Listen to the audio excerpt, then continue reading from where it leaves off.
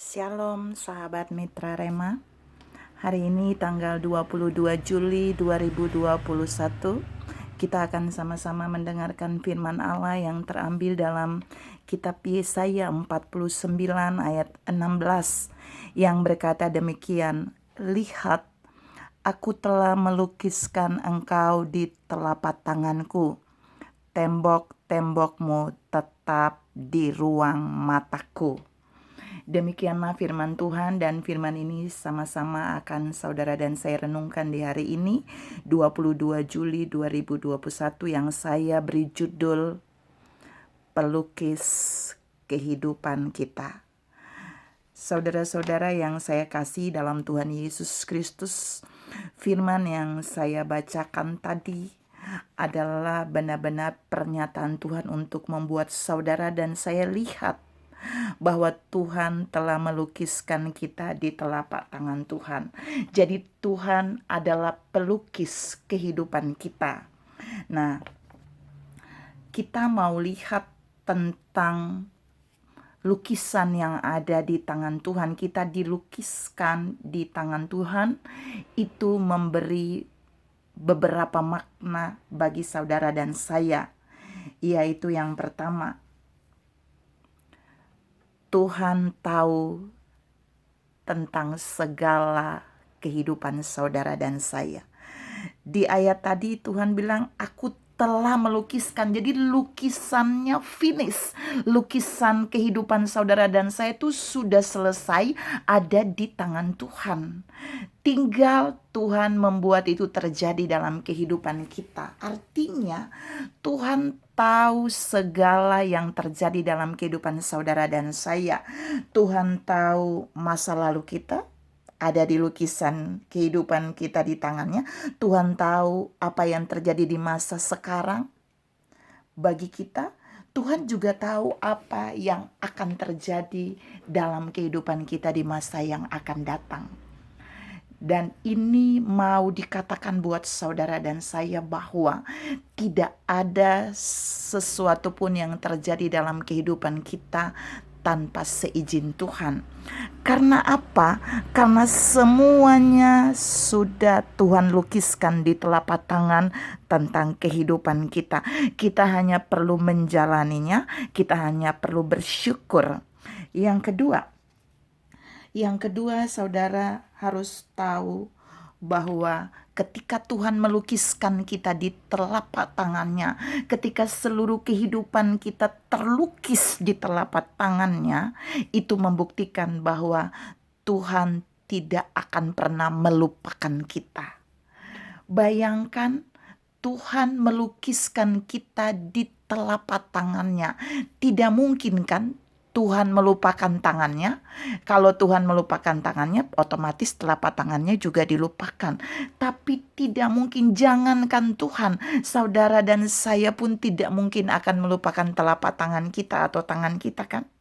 Dan kita akan paling sering melihat tangan kita karena tangan itu dipakai begitu aktif untuk melakukan banyak hal. Ini juga yang mau Tuhan sampaikan buat saudara dan saya, bahwa ketika Dia melukiskan kita di telapak tangannya, Dia mau katakan bahwa Dia tidak akan pernah melupakan saudara dan saya. Lukisan hidup saudara dan saya di telapak tangannya itu lukisan yang hidup, bukan lukisan yang abstrak. Karena itu saudara dan saya harus bangga, harus bersyukur karena kehidupan kita sendiri benar-benar dilukiskan di telapak tangannya. Yang ketiga, ketika Tuhan melukiskan kita di telapak tangannya, Tuhan mau berkata buat saudara dan saya bahwa kita berharga bagi Tuhan. Saudara-saudara yang saya kasih dalam Tuhan Yesus Kristus, mengapa Tuhan tidak melukiskan kita di tangan malaikat? Mengapa Tuhan tidak melukiskan kita di tangan penjaga pintu surga? Tapi Tuhan memilih, Tuhan melukiskan kita di telapak tangannya sendiri. Tangannya menjadi kanvas lukisan kehidupan saudara dan saya. Ini membuktikan bahwa Tuhan sedang berkata buat saudara dan saya bahwa kehidupan kita itu berharga bagi Tuhan. Kita pun berharga bagi Tuhan karena Dia melukiskan kita di kanvas tangannya yang luar biasa, kanvasnya yang dahsyat. Itu berarti kita juga berharga bagi Dia. Saudara-saudara yang saya kasihi dalam Tuhan Yesus Kristus, oleh sebab itu hari ini jangan ada di antara saudara yang berkata bahwa hidupmu tidak berharga, bahwa apa yang saudara alami membuat saudara tidak berharga. Itu semua adalah kebohongan iblis. Tapi saudara dan saya harus percaya bahwa kita berharga di mata Tuhan. Karena itu Dia melukiskan kita di telapak tangannya. Ingat, apapun masa lalumu, apapun hari-hari ini yang saudara alami yang mungkin membuat saudara merasa saudara tidak berharga, tapi Tuhan mau katakan, saudara dan saya tetap berharga bagi Dia. Lukisan kehidupan kita tetap ada di tangannya. Dia tidak pindahin lukisan kehidupan kita. Kita tidak Dia pindahin di tangan yang lain untuk dilukis, tapi tetap lukisan itu ada di telapak tangan Tuhan. Yang keempat dan yang terakhir, Tuhan melukiskan kita di telapak tangannya, mau membuktikan bahwa Tuhan tidak mau jauh dari kita. Ingat, Tuhan gak mau jauh dari kita.